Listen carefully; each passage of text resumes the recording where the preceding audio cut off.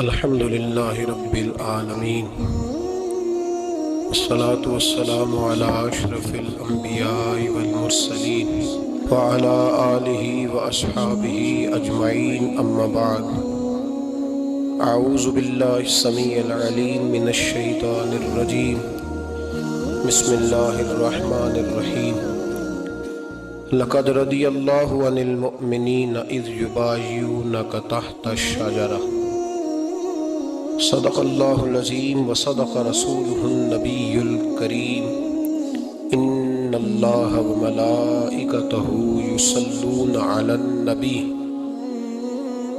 يا أيها الذين آمنوا صلوا عليه وسلموا تسليما اللهم صل على سيدنا ومولانا محمد معدن الجود والکرم وآلہ وصحبہ وبارک وسلم۔ حمد الصلاۃ کے بعد امیر المومنین خلیفۃ المسلمین داماد مصطفیٰ صلی اللہ علیہ وسلم حضرت سیدنا عثمان غنی رضی اللہ تعالیٰ عنہ کی حیات مبارکہ کے حوالے سے چند باتیں آج گفتگو کا عنوان ہے۔ نبی کریم صلی اللہ تعالیٰ علیہ وسلم نے حدیبیہ کے موقع پر 9 ہجری میں عمرے کا ارادہ فرمایا تھا، اور حضور صلی اللہ تعالیٰ علیہ وسلم اپنے کئی سو صحابہ کے ساتھ احرام باندھ کر مقام حدیبیہ پر پہنچ گئے۔ سفیر اس کو بنایا جاتا تھا جو بڑا سمجھدار اور زیرک آدمی ہوتا تھا۔ نبی پاک صلی اللہ علیہ وسلم نے اس موقع پر جس کو اپنا سفیر بنا کے بھیجا وہ حضرت سیدنا عثمان غنی رضی اللہ تعالیٰ عنہ۔ حضور نے انہیں سفیر بنا کر کے مکہ مکرمہ میں بھیج دیا اور 2 ٹارگٹ دیے اپنے سفیر کو، 2 باتیں فرمائے ایک تو جا کے مکے والوں کو بتاؤ کہ ہم جنگ کرنے نہیں آئے، اللہ کے گھر کا دیدار کرنے آئے، اور بڑے پرامن طریقے سے ہم طواف کریں گے، سعی کریں گے، عمرہ کریں گے، لوٹ جائیں گے، یہ ہمارا واحد ایجنڈا ہے، اس کے علاوہ کوئی پروگرام نہیں ہے۔ اور دوسرا انہیں یہ بتاؤ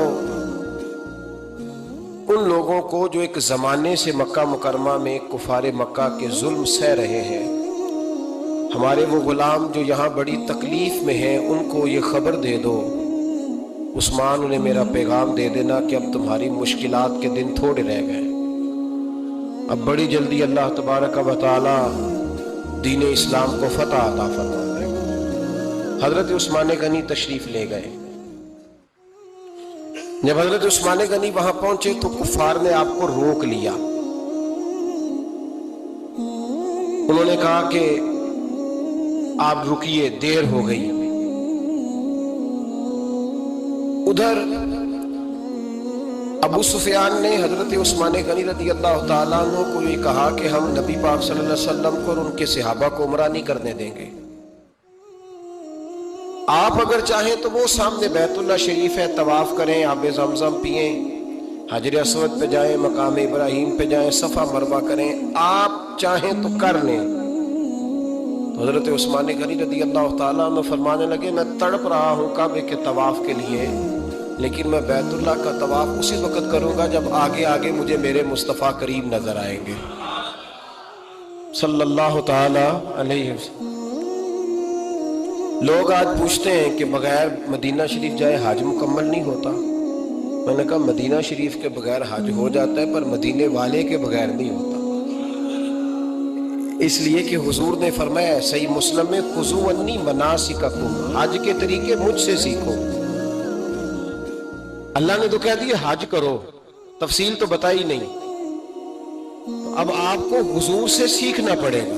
مدینے کے بغیر تو شاید حج ہو جائے پر مدینے والے کے بغیر حج نہیں ہوتا۔ حضرت عثمان غنی رضی اللہ تعالیٰ عنہ کہنے لگے میں طواف ضرور کروں گا پر اس وقت کروں گا جب مجھے حضور آگے آگے نظر آئیں گے۔ ادھر ایک شخص نے حضور کی بارگاہ میں بھی کہا، اپنوں کا نہ پتہ ہوتا ہے، دل بدستاور کے حج اکبر است، جو دل ہوتے ہیں نا، دل کو دل سے راہ ہوتی ہے، یہ کئی دفعہ جسم علیحدہ علیحدہ ہوتے ہیں پر یہ اکٹھے دھڑک رہے ہوتے ہیں۔ دل کو راہ ہوتی ہے. عرض کی یا رسول اللہ صلی اللہ علیہ وسلم عثمان غنی تو طواف کر رہے ہوں گے, صفا مروہ میں ہوں گے, بڑی موج ہوگی, آب زمزم کھول کے پی رہے ہوں گے. حضور نے سامنے والے کا چہرہ غور سے دیکھا, فرمایا عثمان کو تم زیادہ جانتے ہو کہ میں زیادہ جانتا ہوں؟ یا رسول اللہ آپ ہی زیادہ جانتے ہیں. فرمایا پھر فکر نہ کرو, عثمان میرے بغیر طواف نہیں کرے گا. بات ختم ہو گئی, میرے بغیر عثمان طواف نہیں کرے گا, ختم ہو. اب کسی نے افواہ پھیلا دی کہ حضرت عثمان غنی کو شہید کر دیا گیا. نبی پاک علیہ السلام تک بھی خبر آئی. حضور جانتے تھے ہمارا دل نہیں کرتا کوئی انتشاری بات کرنے کو, لیکن جب لوگ کرتے ہیں تو پھر دل کو تکلیف ہوتی ہے. اب یہاں سب نے لکھا ہے کہ نبی پاک صلی اللہ علیہ وسلم کو خبر ملی, حضور پریشان ہوئے, صحابہ کو مشورے کے لیے بھی بلایا, بیعت رضوان بھی ہوئی. اگر علم غیب ہوتا یہ سارا کچھ نہ ہوتا. اور میں نے کہا خدا کے بندے, اگر حضور اپنا علم غیب اس وقت ظاہر کرتے تو حضرت عثمان کے لیے قرآن کی آیتیں نہ نازل ہوتی, اس بیعت کے تذکرے نہ ہوتے. ہر بات پہ لوگ معاذ اللہ تعالیٰ. اب دیکھیے نا یہاں یہ جملہ چھوڑنے کی کیا ضرورت ہے؟ تم قوم کو کیا دے رہے ہو, لوگوں کو کیا بتا رہے ہو کہ نبی پاک علیہ السلام اندھیرے میں بیٹھ کے فیصلے کر رہے تھے؟ کیا بتا رہے؟ آج انٹیلیجنس کی رپورٹس بتا دیتی ہیں کہ وہ فلاں کس طرح کا ماحول ہے اور آپ نے کس طرح کرنا ہے, تو تمہیں اپنی خفیہ ایجنسیوں کے مطابق تم فیصلہ کرو تو کہتے ہو ہم بھئی اندھیرے میں فیصلہ نہیں کر رہے, ہمیں رپورٹ ہے تو فیصلہ کر رہے ہیں. اور نبی پاک علیہ السلام کے بارے میں تم لوگوں کو یہ بتا رہے ہو کہ حضور اندھیرے میں فیصلہ کر دیتے تھے, پتہ ہی نہیں تھا. کس طرح کی بات کرتے ہو؟ میرے محبوب پاک علیہ السلام فرماتے ہیں کہ اللہ تبارک و تعالیٰ نے مجھے اس طرح کا علم عطا فرمایا ہے کہ جو تمہارے ذہن میں ہو مجھ سے پوچھو, میں فوراً تمہیں جواب دوں گا. لیکن لوگ اڑ گئے ہیں, کیا کیا جائے؟ اور عجیب فلسفہ ہے, یہاں بھی گرہ لگا دی. پتہ ہوتا تو یہ سارا, اور میں نے کہا خدا کے بندے اگر یہ سارا کچھ نہ ہوتا تو پھر یہ آیتیں کیسے نازل ہوتی؟ پھر صبح قیامت تک حضرت عثمان غنی کی عظمتوں کا کیسے پتہ چلتا؟ جب خبر ملی نا کہ حضرت عثمان غنی کو شہید کر دیا گیا تو حضور نے صحابہ کو بلایا, فرمایا آؤ میری بیعت کرو. حالانکہ بیعت پہلے ہو چکی,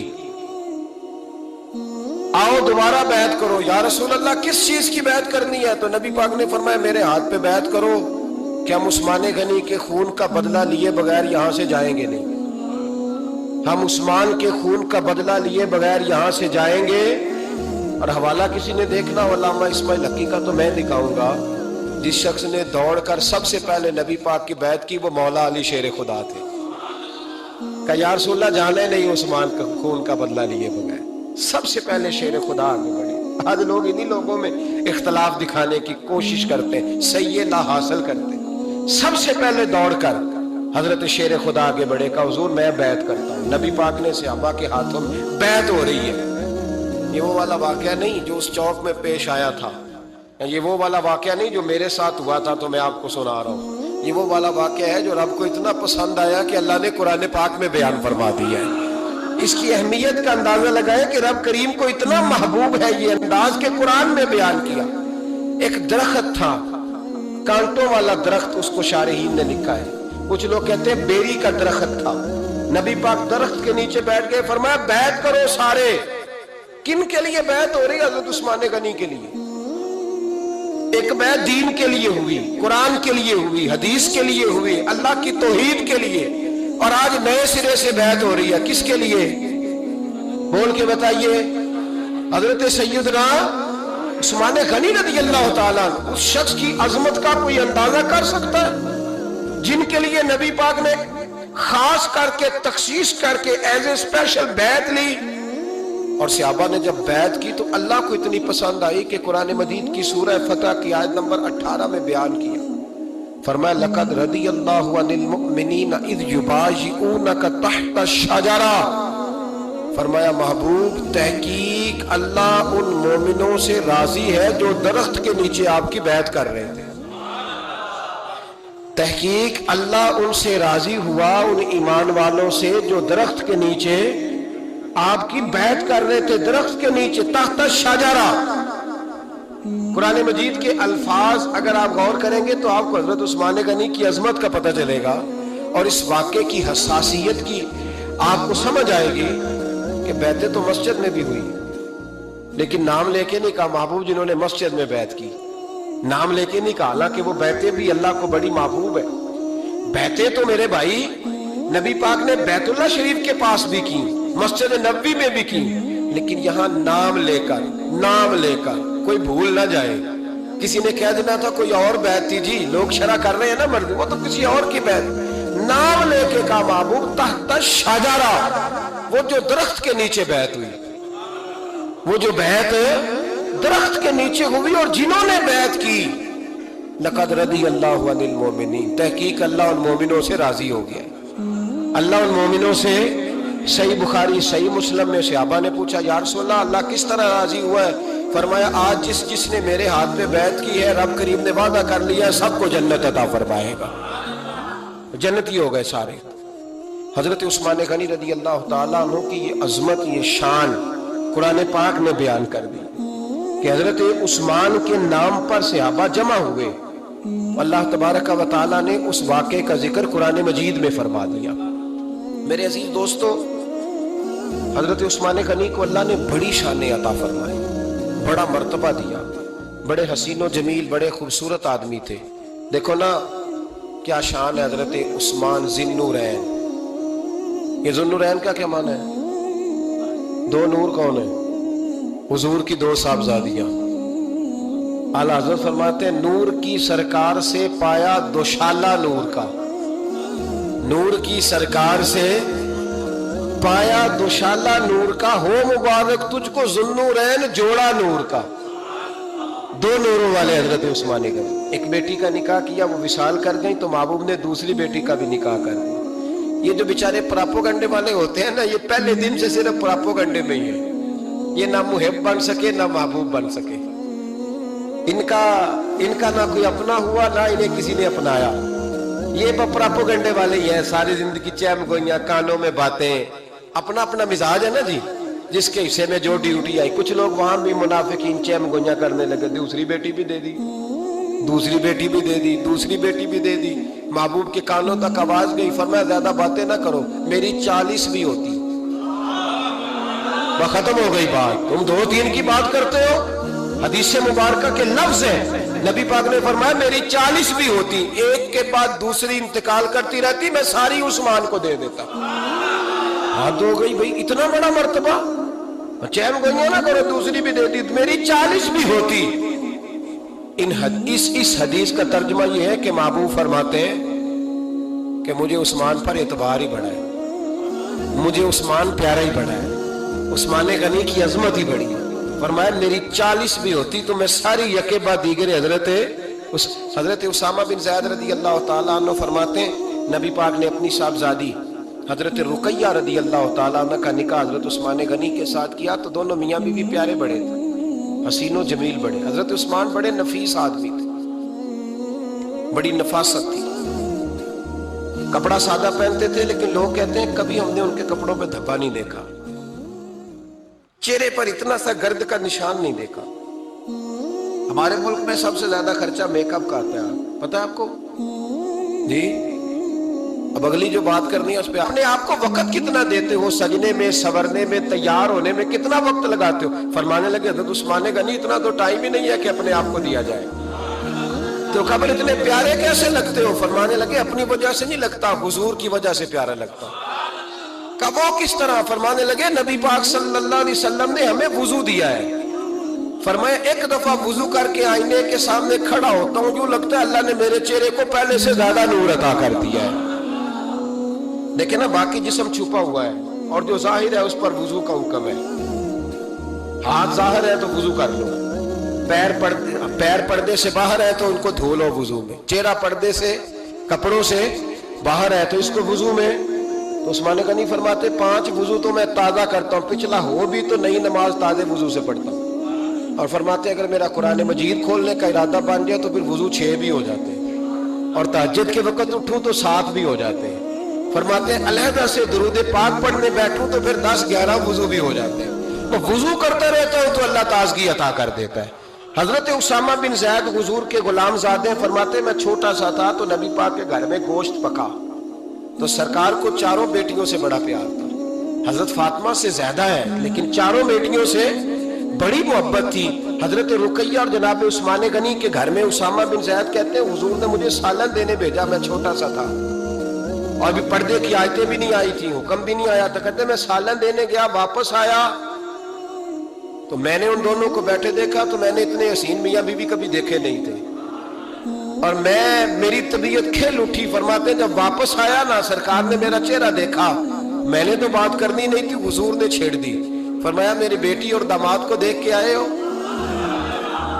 یا رسول اللہ دیکھ آیا ہوں. فرمایا ایسا حسین جوڑا دنیا میں کبھی دیکھا ہے؟ کہا یا رسول اللہ اللہ کی عزت کی قسم کبھی دیکھا ہی نہیں. یہ ظاہری حسن اللہ نے حضرت سیدنا عثمان غنی رضی اللہ تعالیٰ عنہ کو عطا. ایک بات میری یاد رکھنا, حسن ظاہر کا نہیں ہوتا, حسن ظاہر کا نہیں ہوتا, ظاہر کا میک اپ ہوتا ہے. حسن ہمیشہ باطن کا ہوتا ہے. جن لوگوں کے اندر معصومیت ہوتی ہے ان کے چہروں پہ بھی آئی جاتی ہے. کوئی نہیں سمجھ آئی شاید آپ کو. اندر اگر بندہ کڑوا ہونا, کسیلا ہو, چہرہ نہیں روشن ہوتا. اس کی دلیل حدیث میں موجود ہے. نبی پاک صلی اللہ علیہ وسلم سے صحابہ نے کہا یا رسول اللہ اللہ کا ولی کون ہوتا ہے؟ فرمایا جس کا چہرہ دیکھنے سے اللہ یاد آئے. تو ولایت کا تعلق دل سے ہے, چہرے سے نہیں. ولایت کا تعلق بولیے دل سے ہے, چہرے سے ولایت کا تعلق نہیں ہے. لیکن حضور نے دلیل کیا دی؟ چہرہ دیکھو تو اللہ یاد آئے. گویا محبوب نے فرمایا کہ دل اگر ولی کا ہو تو پھر اللہ تعالیٰ دل کی برکت سے چہرہ بھی نورانی عطا فرما دیتا ہے. چہرہ بھی نورانی. بہت سارے میں نے ایسے بزرگوں کو دیکھا جن کے رنگ گورے نہیں تھے پر نورانی تھے. ہمارے علامہ فیض احمد اویسی صاحب رحمۃ اللہ علیہ, میرے استاد گرامی, کا رنگ گورا نہیں تھا, لیکن جو بابا جی کو دیکھتا تھا فدا ہی ہو جاتا تھا. رنگ گورا نہیں تھا, گندمی تھا, لیکن کیا بات تھی چہرے کی معصومیت کی. تو یاد رکھیں حضرت عثمان غنی کے باطن میں جو حسن تھا, جو وقار تھا, وہ چہرے سے چھلکتا تھا. چند خوبیاں بڑی زیادہ تھی حضرت عثمان غنی میں, بہت زیادہ تھی چند خوبیاں. ایک بہت بڑی خوبی حضرت عثمان غنی کی جس کو نبی پاک نے بڑا چاہا, وہ تھا حضرت عثمان غنی کا سخی ہونا. مالا والے سخی نہیں ہوندے. مالا والے سخی ان کے پاس تو پیسہ وافر ہوتا ہے, کسی وقت 10,000 کا تعاون کاری دیتے ہیں کسی کے ساتھ. وہ سخی نہیں ہوتے بھائی. کسی ایک بندہ 1.5 کروڑ کی اسامی ہے تو کسی کو 20,000 کا تعاون کر دے, سخاوت تھوڑی ہے. کروڑوں روپیہ اس کے پاس پڑا ہوا ہے. مالا والے سخی, یہ میاں صاحب نے کہا ہے, مالا والے سخی نہیں ہوندے. سخیاں کل مال نہیں ہوتا. سخیاں کل مال ہے اس لیے کہ جمع کریں گے تو رہے گا نا, وہ سخی جمع کرتا ہی نہیں. مالا والے سخی نہیں ہوتے. سخیاں کل مال نہیں ہوتا. ایتھے اوتھے دوویں جہان نہیں, سخی کنگال نہیں ہوتا. حضرت عثمان غنی رضی اللہ تعالیٰ عنہ فرماتے ہیں کہ جس دن حضور نے تبوک کے لیے جیش اسرا کے لیے اعلان کیا نا, تو حضرت عثمان غنی فرماتے ہیں کہ حضرت ابو بکر صدیق تو سارا مال لے آئے تھے, جناب عمر آدھا لے آئے تھے, مولا علی شیر خدا نے جی کھول کے دیا تھا, لیکن 800 گھوڑے بما پالان کی ضرورت تھی. یعنی 800 فوجیوں کا خرچہ, اپنے لفظوں میں بات کر رہا ہوں. فوجی کا خرچہ کیا ہوتا تھا کہ فوجی کا گھوڑا بھی چاہیے, گھوڑے کے ساتھ کجاوا بھی چاہیے, تلوار بھی چاہیے, نیزہ بھی چاہیے, تیر بھی چاہیے, لوہے کی جیکٹ بھی چاہیے. حضرت عثمان غنی کہتے ہیں نبی پاک نے اعلان کرنا شروع کیا. ایک دفعہ اعلان کیا تو میں نے کہا حضور 200 فوجی کا خرچہ میرا. تو نبی پاک نے دوسری دفعہ اعلان کیا تو کوئی اٹھا ہی نہیں. جنہوں نے دینا تھا وہ تو سارا کچھ پہلے ہی دے چکے تھے, کوئی اٹھا نہیں. کہتے مجھے بڑا عجیب لگا کہ میرے مصطفیٰ اعلان کرے. حضرت عثمان غنی فرماتے ہیں, شاہ ولی اللہ صاحب نے ازالت الخفا میں لکھا ہے کہ یوں پکڑ کے کہتے ہیں میں نے اپنا نا گریبان پکڑ لیا, عثمان تیرے نبی کو اعلان کرنا پڑ رہا. کہتے ہیں 1000 فوجی کا خرچہ چاہیے تھا, 1000 کا. عثمان کہتے ہیں تیسری دفعہ حضور نے اعلان کیا تو کہا یا رسول اللہ 200 اور ڈال لے. سنو سخی کس کو کہتے ہیں. حضرت عثمان غنی رضی اللہ تعالیٰ عنہ فرماتے ہیں میرے پاس کل خرچہ میرے پاس 800 فوجیوں کا تھا, میں سارا کچھ بھی گھر سے لے آؤں تو 1000 میں پھر بھی پورا نہیں کر سکتا تھا. لیکن جب نبی پاک نے چوتھی دفعہ کہا نا کہ اٹھو بھائی ابھی خرچہ چاہیے, عثمان کہتے ہیں مجھے لگتا تھا میرے گریبان پھٹ جائے گا. یار میرے محبوب کو اعلان کرنا پڑ رہا ہے, عثمان غنی فرماتے میں اٹھ کے کھڑا ہوا، میں نے کہا حضور اب آپ نے اعلان نہیں کرنا، آپ 1000 ہی میرے کھاتے میں ڈال دیں، میں سب کا بندوبست کرا دوں گا۔ فرماتے میں نے 200 فوجی کا خرچہ پکڑ دکڑ کے پورا کیا۔ 200 کا خرچہ، غریب اصل میں اللہ سے تجارت نہیں کرتا اس لیے امیر نہیں ہوتا۔ غریب اللہ سے تجارت کرے نا، اللہ سے، اس کے رستے میں 200 دے کے 70 گنا کی امید رکھے یہاں بھی وہاں بھی، پھر امیر ہو جائے۔ یہ تجارت نہیں کرتا، یہ کہتا ہے اللہ کے رستے میں امیر خرچ کریں گے، میری نہیں ڈیوٹی۔ حضرت عثمان غنی کہتے میرے پاس 800 کا بندوبست تھا، میں نے 1000 کا دیا۔ حضور تشریف لے گئے، فرماتے ہیں جہاد سے جب واپسی ہوئی نا، ایک ایسا سودا تھا جس میں سے مجھے نفع کی امید ہی نہیں تھی، پر اللہ نے مجھے 11 گنا نفع عطا فرمایا۔ مالا والے سخی نہیں ہوندے، سخیاں کل مال۔ دیکھیں نا جنت البقیع، وہ والا قبرستان جس میں کوئی دفن ہو جائے تو نبی پاک کی سفارش کا حقدار ہو گیا، وہ والا قبرستان جس کا نام ہی جنت ہے۔ وہاں نا ایک یہودی اپنے جانور باندھا کرتا تھا، تو سرکار ایک دن اس طرف گئے تو واپس آئے، حضرت عثمان غنی قریب کھڑے تھے۔ نبی کریم صلی اللہ تعالی علیہ وسلم نے فرمایا عثمان اس جگہ کی طرف ذرا چکر لگانا، جگہ بڑی اچھی ہے۔ عثمان غنی گئے، جگہ خرید کے واپس آ گئے۔ حضور نے فرمایا ہوا ہے؟ عرض کی حضور خرید آیا ہوں۔ فرمایا میں نے تو چکر لگانے کا کہا تھا۔ کہا یا رسول اللہ آپ نے یہ بھی تو فرمایا تھا جگہ بڑی اچھی ہے، تو جس کو آپ نے اچھا کہہ دیا یہودی کے پاس تو نہیں نہ رہنی چاہیے، تو میں نے خرید دی۔ شرم نہیں آتی لوگوں کو؟ حضرت عثمان کے بارے میں بات کرتے ہیں، جس قبرستان میں سیدہ پاک بی بی صاحبہ حضرت فاطمہ الزہرا آرام کر رہی ہے، وہ زمین حضرت عثمان نے تحفہ دی ہے۔ حیا نہیں آتی بات کرتے؟ شرم نہیں آتی؟ یہ صدقہ سیدہ فاطمہ کا ہی ہے، انہی کے لیے اللہ نے تحفہ دیا، اور اس کے پیسے حضرت عثمان غنی نے ادا کیے۔ پھر اس قبرستان میں سیدہ پاک نے آرام کیا، پھر اسی قبرستان میں عثمان ابن مسعود نے آرام کیا، پھر اسی قبرستان میں حضرت حلیمہ سعدیہ لیٹی ہوئی ہے، اسی قبرستان کے اندر نبی پاک کی زوجہ سیدہ عائشہ آرام کرتی، پھر اسی زمین پر میرے محبوب کے پیارے نواسے امام حسن آرام فرما۔ حضرت عثمان غنی رضی اللہ تعالیٰ عنہ کے بارے میں بات کرتے تیری زبان نہیں کانپتی؟ ان کو بات کرتا ہے جن کے تحفے اہل بیت نبوت نے قبول فرمائے اور وہاں آرام کرنا انہوں نے پسند کیا، اتنا بڑا جرأت مند ہو گیا تو؟ حضرت سیدنا عثمان غنی رضی اللہ تعالیٰ عنہ سخاوت کی تو کمال کر دیا حضرت عثمان غنی، اور پھر ضرورت سے زیادہ پیسے دے کے۔ وہ کنویں کی بات بڑی معروف ہے، میں نے بس اشارہ کرنا ہے۔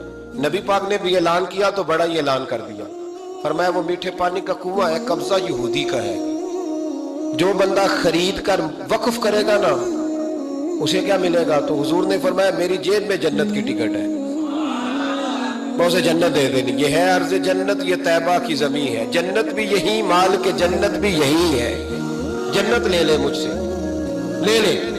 حضرت عثمان غنی گئے، اس کو کہا بھائی کنواں میرے ہاتھ بیچ دے۔ کنویں کی قیمت تھی 500-700 دینار، تو حضرت عثمان 500-600 دینار کل کنویں کی قیمت تھی۔ جناب عثمان غنی گئے، یہودی کو پتا تھا کہ یہ خریدنا چاہتے ہیں، فرمایا یار یہ کنواں بیچ دو۔ کہنے لگا نہیں بیچنا۔ فرمایا قیمت منہ مانگی، کہنے لگا قیمت میری مرضی کی، تمہاری مرضی کی، اپنی اپنی اوقات ہوتی ہے نا قیمت لگانے کی، تمہاری مرضی کی۔ کہنے لگا میری شرط ہے میں ایک دن کے لیے کنواں دوں گا، ایک دن میں ایک دن آپ۔ فرمایا یہ بھی منظور ہے۔ کتنے پیسے؟ اس نے کہا میں 3000 دینار لوں گا، 500-600 کا ہے۔ حضرت عثمان غنی فرمانے لگے تو نے اپنی اوقات کے مطابق 3000 مانگا ہے، میں 40,000 لے کے آیا تھا،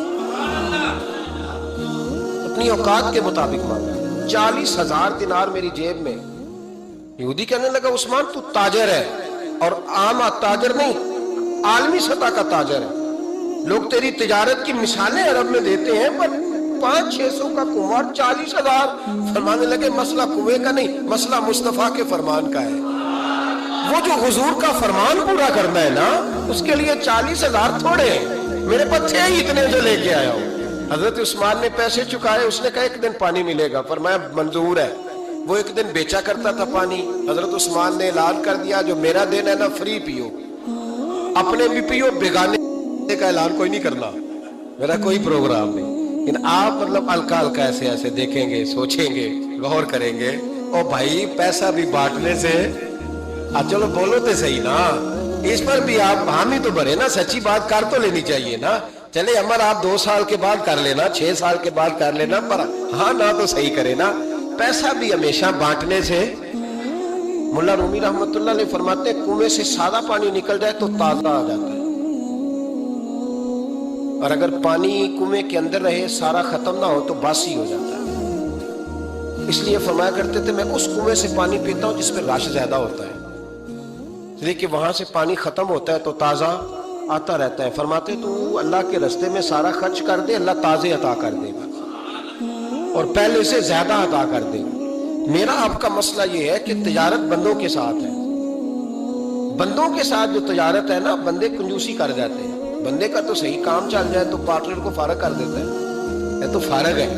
और अगर कभी किसी की दुकान में कोई किराएदार अच्छा उसकी दुकान चल जाए तो मालिक कहता है तू जा, अब दुकान मैंने खुद खोल ली है, वो फारिग कर देता है। बंदों का तो मिजाज है। और अल्लाह तबारक व तआला से जब तजारत होती है ना, मैंने ऐसे लोग देखे हैं जिनके घरों में लाखों रुपया महाना आता है, गुर्बत नहीं जाती।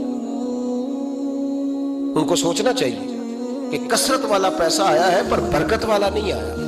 हजरत उस्मान गनी रज़ी अल्लाह तआला अन्हु फरमाते हैं कि मैंने पहले भी मैं बड़ा ताजर था, लेकिन जब से मुस्तफा के नाम पर खर्च करना शुरू किया, फिर कहां से आया कब। और बड़ी सियानी बात फरमाते हैं, आप फरमाते हैं मैं कलमा पढ़ने से पहले तजारत को वक्त ज्यादा देता था, और मुसलमानों होने के बाद मैंने तजारत को टाइम थोड़ा दिया, पर अल्लाह ने रोजी मुझे ज्यादा अता फरमाई।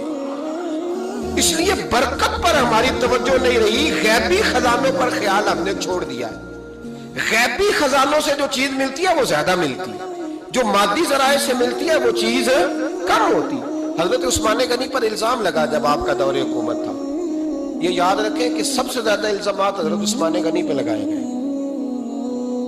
जिन बंदों के कद काट ज्यादा होते हैं उनके खिलाफ प्रोपोगंडे भी लंबे चौड़े ही होते हैं। बड़ी बड़ी बात याद रखना। कहा गया कि हजरत उस्मान लोगों को नवाजते बड़ा है, बड़ा देते हैं हजरत उस्मान गनी। हजरत उस्मान गनी फरमाया करते थे हुक्मरान तो मैं आज बना हूं तो मैं तो पहले भी बड़ा देता था, वो किस खजाने से देता था। आप जवाब दिया करते। देखे जरा, लाखों लोग हज करने आते थे, पर हजरत उस्मान गनी हज करने जाते तो ऐलान कर देते कि कोई हाजी हज के मौके पर आके खाना ना पकाए, सबको खाना उस्मान गनी अपनी जेब से दिया करे। मिना में लंगर खाना होता था हजरत उस्मान गनी का, मिना में फरमाते थे खाओ हाजियों जितना खा सकते। और फिर हजरत उस्मान गनी का ऐलान था, खुद्दाम को कहते थे मैं आखिर में खाऊंगा, पहले मेरे सारे आने वाले हाजियों को खिलाया जाए।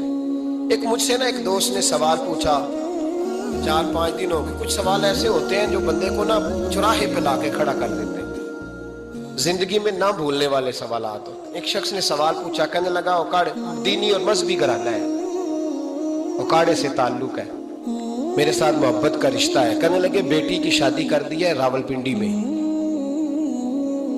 आपकी भी बेटियां हैं, मेरी भी बेटी है, बेटी की शादी कर दी है रावलपिंडी में। अब बच्ची चंद दिन रहने आई है, पूछना यह है कि नमाज पूरी पड़ेगी कि कसर पड़ेगी। तो मेरा तो उसने काम कर दिया, हाथ धो गई, रो रो के बुरा हाल। मैंने कहा यार तू बंद कर दे फोन, रात को बताऊंगा। क्या पूछ लिया यार तूने। बेटी मुसाफिर नहीं होती, बेटी तो महारानी होती है बाप के घर की। वो बेटी मतलब कैसे बताऊं कि दिल करता है कि बेटी वो सिर्फ हंसे, वो रोए कभी ना, ये दुआ होती है। तो तूने इतना बड़ा सवाल क्यों किया। बहरहाल उलमा को कुछ चीजों के जवाब देने पड़ते हैं। मैंने कहा मैं रात को बताऊंगा। रात को फिर फोन आया कि आप को बड़ी जल्दी जवाब देने की आदी है तो देर क्यों कर दी। तो मैंने कहा यार जवाब तो मेरे पास था लेकिन हिम्मत नहीं थी अभी। तो मैंने कहा कि अगर तो बेटी आई है वालिद के घर में और अब्बा जी का प्रोग्राम है उसे जायदाद में से हिस्सा देने का, तो फिर तो बेटी नमाज पूरी पड़ेगी। लेकिन अगर अब्बा जी ने अलहदा करके अंगूठा लगवाना है तो फिर बेटी मुसाफिर है।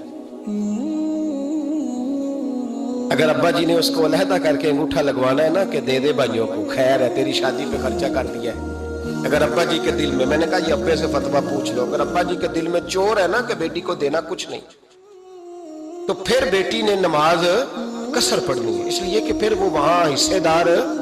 उसकी दलील हजरत उस्मान गनी रदी अल्लाह ताला अन्हु हज के लिए तशरीफ ले गए तो लोगों ने हजरत उस्मान गनी से कहा कि नबी पाक भी कसर नमाज पढ़ते थे, हजरत उमर भी हज के मौके पर कसर पढ़ते थे, अबू बकर भी, आप क्यों पूरी पढ़ते हैं? फरमाया उनका मक्के में घर कोई नहीं था, मेरे तो पूरे के पूरे बाग हैं, तो मैं यहाँ मुसाफिर नहीं हूँ, मैं यहाँ मुकीम हूँ, तो अगर तो बेटी का हिस्सा भी है अब्बा जी के घर में तो फिर वो नमाज पूरी पड़ेगी। लेकिन अगर अब्बा जी ने अल्लाह ताला खैर फरमाए बेटों के हक में फैसला सुना दिया है और उन्होंने बेटी से कह दिया है कि छोड़, जो बेटियां हिस्सा लेती हैं उनके भाई नहीं मिलते तो ना मिले भाई, कोई अर्ज नहीं। जरूरी है जालिम भाइयों से राब्ता रखना जो खा जाए बहनों का हिस्सा। वालिद जालिम है, जालिम है बाप, बेटे को हिस्सा देता है बेटी को नहीं देता। और ये 1.5 मुरब्बे वाले जागीरदार की बात नहीं कर रहा, जिसका 4 मरले का मकान है उसकी बेटी का भी हिस्सा बनता है। क्यों खाते हो बेटियों का हिस्सा? डर नहीं आता अल्लाह ताला से? क्यों खाते हैं लोग बेटियों का हिस्सा? जब अल्लाह रसूल ने रखा है तो क्यों खा जाते हैं? और फिर कहते हैं जनाब बड़ा प्यार है बेटी से, रोने धोने के लिए प्यार है। तो याद रखें हजरत उस्मान गनी रदी अल्लाह ताला अन्हु का लंगर चलता था। तो मेरे भाई एक और बहुत बड़ी खूबी हजरत उस्मान गनी की, तीसरी, वो ये थी कि आप में अल्लाह ने बहुत ज्यादा हया रखी थी। आज ना अगर आप नाराज ना हो तो हमारी हुकूमतों में जो बदतमीज ज्यादा होता है उसका ओहदा ज्यादा होता है, उसको अच्छा ओहदा मिलता है जो बदतमीजी ज्यादा करता है। और हमारे यहाँ नौजवान समझते हैं कि खुल के फिरना, खुल के खाना, मर्जी का लिबास पहनना। हमारे एक बुजुर्ग फरमाया करते थे जब से पैसे लोगों के पास ज्यादा आए हैं लिबास छोटे हो गए, पैसा ज्यादा आ गया कपड़े जिस्मों पे सुकड़ गए। लोग समझते हैं कि बस जो दिल में आए कह देने का नाम जमहूरियत है, आजादी राय है। हजरत उस्मान गनी रदी अल्लाह ताला अन्हु शर्मो हया के पैकर थे, बड़ा पैसा था, बड़ा कुछ था, लोग डरते थे, सरदार भी थे, जो चाहते कर सकते, रोबदारी होता। लेकिन उस्मान गनी को जब भी को देखता था किसी कोने में बैठे नजर आते थे, छुपे हुए पीछे, शर्मो हया, नफासत पसंद, बढ़ बढ़ के आगे होना, हर वीडियो में शामिल होने की कोशिश करने का नाम प्यार नहीं है। नफासत पसंद जो लोग होते हैं वो अक्सर छुपे हुए होते हैं, उनका पता ही नहीं होता लोगों को पीछे दरअसल है कौन। देखिए ना बड़ी मारूफ हदीस है सही मुस्लिम में, नबी पाक सल्लल्लाहु अलैहि वसल्लम आराम फरमा रहे थे, हुजूर ने तामत मुबारक बांधी हुई थी, लेटे हुए थे सरकार। तो जब आदमी लेटते थे ना, हमारे बुजुर्ग भी जब लेटते हैं तो तामत को समेटा करते थे तो घुटनों तक आ जाते थे, देखा ना आपने, घुटनों तक तामत आ जाती जब लेटते। तो सरकार भी लेटे थे, पर्दे की अभी आयतें नहीं आई थी, दरवाजे पे दस्तक हुई, हजरत आयशा सिद्दीका अर्ज करने लगी या रसूलल्लाह मेरे अब्बा जान जनाब अबू बकर सिद्दीक आए। हुजूर ने फरमाया बुला लो। हजरत आयशा कहती हैं वो आके बैठ गए, हुजूर लेटे रहे, फिर दस्तक हुई, अब कौन है? का सैयदना फारूक आज़म। का आयशा आप साथ वाले हुजरे में चली जाओ। अम्मा जी वहां चली गई। थोड़ी देर के बाद हजरत उमर आए, हुजूर लेटे रहे, जनाब आयशा कहती है फिर दस्तक हुई, अब कौन है? फरमाया उस्मान गनी। नबी करीम ने फरमाया उसे कहो जरा ठहर जाए। हजरत उस्मान ठहरे तो हुजूर उठ के बैठे, तहमद मुबारक को ठीक किया, फिर अपने कुर्ते मुबारक को सीधा किया, फिर दस्तार को सीधा किया, फरमाया अब बुलाओ उस्मान गनी। हालांकि जाहो जलाल हजरत उमर का ज्यादा है, हालांकि वकार मकाम हजरत सिद्दीक अकबर का ज्यादा है, अब बुलाओ उस्मान गनी को। हजरत उस्मान गनी रज़ी अल्लाह ताला अन्हु आए, बैठे, बातचीत हुई, तीनों चले गए। हजरत आयशा सिद्दीका कहती है मेरे ज़हन में सवाल रह गया, मैंने अर्ज की या रसूल अल्लाह सल्लल्लाहु ताला अलैहि वसल्लम, वो 2 लोग आए, आप बैठे रहे, उस्मान आए तो आपने एहतमाम किया, क्या लफ्ज है और लफ्जों में तासीर है, और जुमले 2 कहे नबी पाक ने, लेकिन कितना बड़ा उनका मर्तबा बयान किया। फरमाया आयशा मैं उस शख्स से हया न करूं जिससे अल्लाह के फरिश्ते भी हया करते हैं, मैं उससे हया न करूं जिससे अल्लाह के फरिश्ते भी हया करते हैं। हजरत उस्मान गनी फरमाया करते थे मैंने जब से हुजूर का चेहरा देखा है दोबारा पलट के अपनी शर्मगाह भी कभी नहीं देखी, गोया मैंने अपनी आंखों का वुजू नहीं तोड़ा जब से हुजूर का। फरमाते जब से ये हाथ नबी पाक को बैत के लिए दिया है फिर गंदगी में नहीं जाने दिया मैंने सीधा हाथ। हजरत उस्मान गनी फरमाया करते थे मैं अपने घर के अंदर अपने गुसल खाने में 4 दीवारी के अंदर भी कपड़ों समेत गुसल करता हूँ, मुझे हयात है गुसल खाने में भी कपड़े। और सुनो ایک اور بڑی بات اہم، آپ فرمایا کرتے تھے میری جو محرم عورتیں ہیں نا، محرم پھپھی خالہ، میری جو محرم عورتیں ہیں، فرمایا کرتے تھے میں نے کبھی ان کے بھی چہرے آنکھ بھر کے نہیں دیکھے، ان کے بھی چہرے کبھی میں نے آنکھ بھر کے نہیں دیکھے۔ جو میری محرم عورتیں ہیں، پھپھی خالہ، فرماتے تھے ان سے بھی جب بات کرتا ہوں تو میں چہرہ جھکا کے۔ ہمارے ہاں تو کزن ایک دوسرے سے سلام لیتے ہیں، لڑکیاں لڑکے کزن ایک دوسرے سے سلام لیتے ہیں۔ بچیاں آیا کرتی تھی تو میری کبھی کبھی مجھے بتایا جاتا تھا، میں نے ایک پابندی لگا دی، بچیاں جب مدرسے میں آتی تھی کہ جو دور سے بچی آئے اس کو جس آدمی کا نام لکھا ہو بتایا جائے وہی لینے آئے۔ ایک دن مجھے اطلاع دی گئی کہ آپ تھوڑی دیر آئیں، میں گھر گیا تو مجھے بتلایا گیا ایک بچی ہے تو اس کو جو پہلے لینے آتا تھا وہ نہیں آیا، کوئی اور آیا۔ میں نے اس کے بھائی کو فون کیا کہ آپ لینے نہیں آئے، کہنے لگے یہ کزن ہے ہمارا، اس کے ساتھ بھیج دیں، آپ ہمارا ہی کزن ہے، خالہ زاد ہے۔ میں نے کہا یار آپ کہاں ہو؟ کہنے لگے مجھے 20-25 منٹ لگ جائیں گے۔ تو میں نے کہا ابھی کلاسیں بھی جاری ہیں تو آپ ہی آ جانا خود ہی۔ کہنے لگا سب آپ بھیج دیں، مجھے اعتبار ہے اس پہ۔ میں نے اس کو ایک بات کہی جو آپ کو بھی کہتا ہوں، میں نے کہا یار تمہیں اعتبار ہے تو اللہ رسول کو اعتبار کیوں نہیں؟ انہوں نے کیوں غیر محرم بنایا؟ عجیب تماشا ہے، مجھے پھپھی ذات پہ، خالہ ذات پہ، ماموں ذات پر اعتبار ہے، نبی پاک کو کیوں نہیں؟ آپ کو زیادہ پیار ہے لوگوں سے یا نبی پاک کو امت سے زیادہ پیار ہے؟ کیا مطلب تماشا ہے؟ کیا مزاج بنا لیا میں نے اور آپ؟ نبی پاک نے ایک شخص پر اعتبار نہیں کیا، پر میں اس سے پردہ کرو، آپ نے اور میں نے کیسے کر لیا؟ نبی پاک نے خالہ ذات، پھپھی ذات، دیور پر، جیٹ پر، سالے پر، بہنوئی پر اعتبار نہیں کیا، پابندی لگا دی۔ تو نے کیسے کیا؟ تیرے دل میں زیادہ پردہ ہے، تو زیادہ دین کو سمجھنے لگا ہے، انسانیت زیادہ اچھل آئی ہے تیرے اندر۔ اعتبار کیا ہوتا؟ یاد رکھنا دنیا میں جتنے گھر تباہ ہوئے ان لوگوں کی وجہ سے نہیں ہوئے جن پر اعتبار نہیں تھا، ان کی وجہ سے ہوئے جن پر اعتبار تھا۔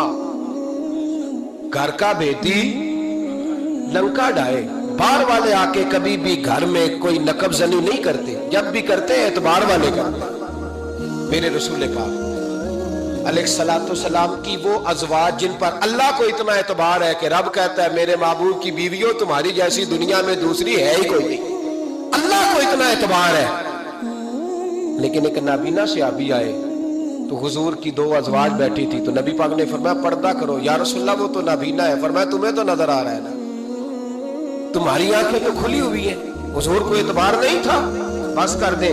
سب سے بڑا ظالم وہ ہے جو کہتا ہے مجھے بیٹی پہ اعتبار ہے، وہ ظالم ہے، وہ اپنی بیٹی کے ساتھ ظلم کر رہا ہے۔ جو کہتا ہے مجھے اعتبار ہے، کالج جا رہی ہے، یونیورسٹی جا رہی ہے، اکیلے آ جا رہی ہے، مجھے اعتبار ہے، یہ ظلم کر رہا ہے بچی کے ساتھ۔ وہ تو بچی ہے، اس کا تو ذہن کمزور ہے، ہو سکتا ہے صاف دل ہو، لیکن سامنے جو شیطان چوکوں میں گلیوں میں دائیں بائیں گھوم رہے ہیں وہ تو صاف دل نہیں ہے نا، وہ تو معصوم طبع نہیں ہے نا۔